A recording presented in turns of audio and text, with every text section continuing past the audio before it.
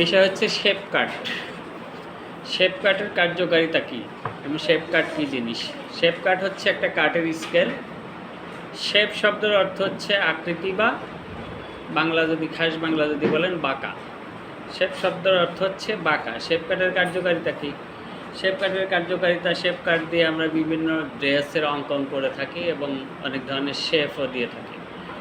এই হলো শেপ কাটের কার্যকারিতা এবং শেপ কাট কী জিনিস এটা জানতে পারলাম। দ্বিতীয়টা হচ্ছে 34 সাইজ কামিজের কত গজ কাপড় ব্যবহার করা হয় এবং কামিজের মাপ কয়টি? আমরা ইতিপূর্বে সবাই জানি কামিজের মাপ কয়টি। কামিজের মাপ হচ্ছে 7টি। কামিজ 34 সাইজ কামিজের কাপড় লাগে হচ্ছে 2 গজ 4 গিরা।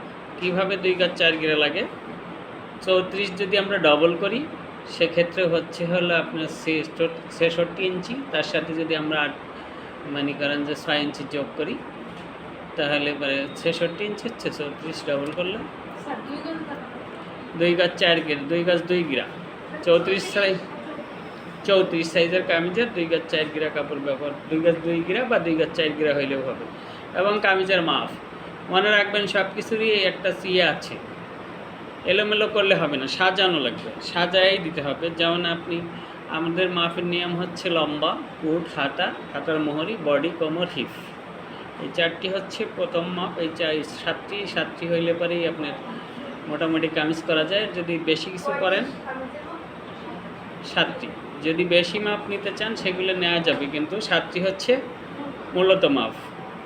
এবং এই 7টি মাপ লম্বা, পুট, হাতা, হাতার মোহরি, কোমর, বডি, হিপ, এই 7টি যেন ঠিকমতো সাজানো থাকে। যদি আপনি লম্বা লিখলেন, তারপরে বডি লিখলেন, তারপরে যে হাতা লিখলেন, এরকম যদি এলোমেলো করেন তাহলে কিন্তু ভালো লাগবে না। মনে রাখবেন, একটা র্যাকে যদি আপনাকে কিছু সাজাইতে দেওয়া হয় তাহলে উপরে যদি বড়টা দিয়ে নিচের দিকে ছোটোগুলা দেন তাহলে দেখা যাবে সবগুলাই। আর যদি সাজানো না থাকে সেটা অগোছালো হবে, সেটা গোছানো থাকবে না, সেই ক্ষেত্রে উত্তর কিন্তু সঠিকভাবে নেওয়া যাবে না। এবার আসছি ফতুয়া। ফতুয়া কিন্তু আমরা শিখিনি। ফতুয়া শিখছি সময়ের কারণেই হোক, ছুটি লম্বা হওয়ার কারণে ফতুয়া শিখিনি। ফতুয়ার মাপ কয়টি এবং বিস্তারিত? ফতুয়া সাধারণত ছোট বাচ্চারা এবং ছেলেরা ইউজ করে থাকে, তাই না? ফতুয়ার মাপ হচ্ছে দেখেন, লম্বা, পুট, হাতা, হাতার মোহরি, বডি, কলার, তাহলে কয়টা হলো? 6টি। ফতুয়ার মাপ হচ্ছে 6টি এবং ফতুয়ার মাপ হচ্ছে 6টি। লম্বা, পুট, হাতা, হাতার মোহরি, বডি, কলার। এবার আসছি আমরা 24 সাইজের বেবি ফ্রকে কত গজ কাপড় লাগে।